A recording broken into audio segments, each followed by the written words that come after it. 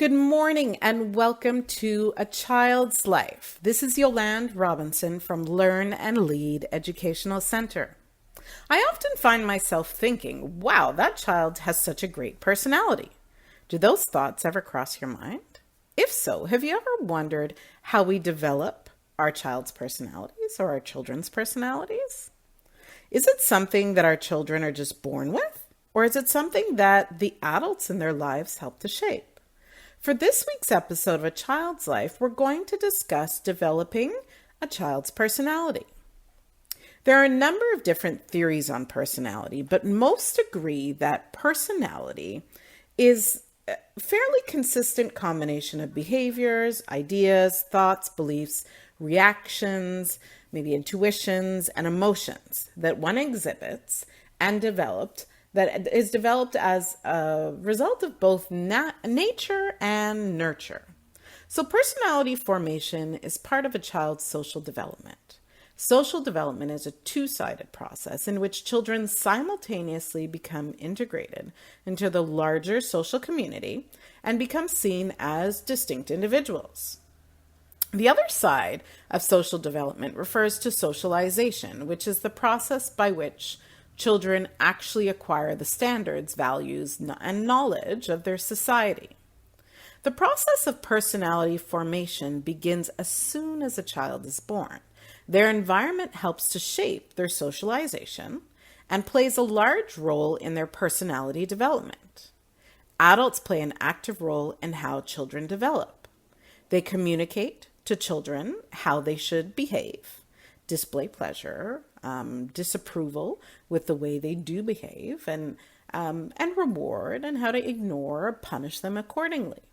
Children then interpret their experiences and select which of the many messages and examples they receive. Each child's personality is unique to them. Even among identical twins that share the same DNA, it is clear to see that each one has their own unique personality. So how much of this personality are they born with, and how much is developed in childhood? Although children display temperamental traits by the time they reach maybe 3 or 4 years old, what is exhibited is more because of their developed personality than their temperamental traits. For example, at birth, we cannot say that a child is honest or shows a desire to please, as these are personality traits that they develop as they grow and depending on their environment and circumstances. An important aspect of personality is self-concept. Self-concept is a topic we have discussed several times on A Child's Life, and its relation to self-esteem. So self-concept is the way in which children come to perceive themselves in relation to other people. The self-concept of a child provides the link between their personality and social development. Self-concept can change in a child, especially as they mature and are exposed to different influences. In the early stage, they are learning a great deal about the roles they are expected to play, how to behave in accordance to social standards, how to control aggressive feelings, and how to respect the rights of others. These are sometimes very difficult lessons. Children do not always care to comply with the adult expectations. As they grow older, children learn not only why it is important to comply to adult expectations and how to be good, but develop a more explicit sense of themselves, their abilities, and the way in which they can use the rules and tools of society to their own advantage. So while personality development will happen no matter what you do as a parent, how can you help it to flower and fully develop? And is there anything that you should try to avoid? Parents play a pivotal role in how their child's personality develops. Start by setting a good example for your children. The values that you model and instill in your child will influence the type of person they become. Through the modeling that you do And with your influence and guidance, you can help to shape your child's tendencies to be kind and social, as well as proud and compassionate. Even a child who tends to be shy, who is exposed to social situations and their parents enjoying socialing, will, in their own time, come out of their shell. In the same way that modeling and encouraging positive behavior influences a child's personality, so does negative behavior. Discourage tendencies to be mean, selfish, snobbish, and cold. Remember that children are often influenced by the company they keep. Your child's friends may also be having an influence on their personality development. Therefore, spend time talking to them about qualities to look for in friends to help steer them in the right direction. So how else can personality grow? Number 1, accentuate the positive. Each child has an internal dialogue that goes on in their head. Although you are not likely to know everything that's going on in your child's head, try and find out as much as you can.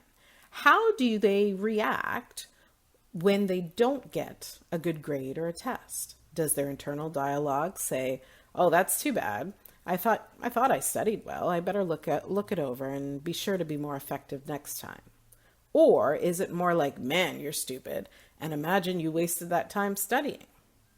Teach your child how to do positive self-talk to encourage themselves. Number 2, teach self-confidence. The way your child sees themselves is influenced by a number of factors, which we have mentioned already: self-esteem, self-image, temperament, abilities to meet challenges, etc.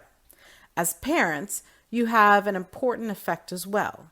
Take, for example, if your child is a soccer player and he or she comes home and says, "I'll never be a good soccer player." It's important that you help them deal with this. How now? Help them deal with it now. So it's important that you do not say to them, "Honey, don't worry about it. You are the best soccer player on the field." You must be genuine, and being genuine is a better way to address this. To help build your child's self-confidence is to let them know that you're going to help them improve and become the best that they can be. Maybe take the time to kick the ball around with your child every evening for 10 minutes. Work on a few drills. You may be surprised at what this little bit of time and attention can do for your child's self-esteem. Number 3, remember your child is unique. Avoid comparisons to other children and their siblings. Number 4, encourage play in early childhood. This is key in helping personality to blossom. Play helps children to develop physically, mentally, and emotionally. It teaches children how to work in groups and how to settle conflicts. It helps them to develop their imagination, to create, to explore, and to make decisions. Number 5, avoid labels. Ideally, you want your child to be in an environment that will help your child's personality to blossom. Avoid using labels. When a child internalizes a label such as being shy or bossy or rude or emotional, they may start to act this way or believe this is who they in fact are, when it may just be an emotion that is being exhibited as a reaction to a specific event. Number 6, nature and nurture. Remember that personality is a result of both nature and nurture. Don't assume that a child's personality is solely because of their nature or how they have been nurtured. It is together that personality is developed. Thank you for tuning into this week's episode of A Child's Life. If you'd like to get in contact with me, you can email me at connect@yolanderobinson.com.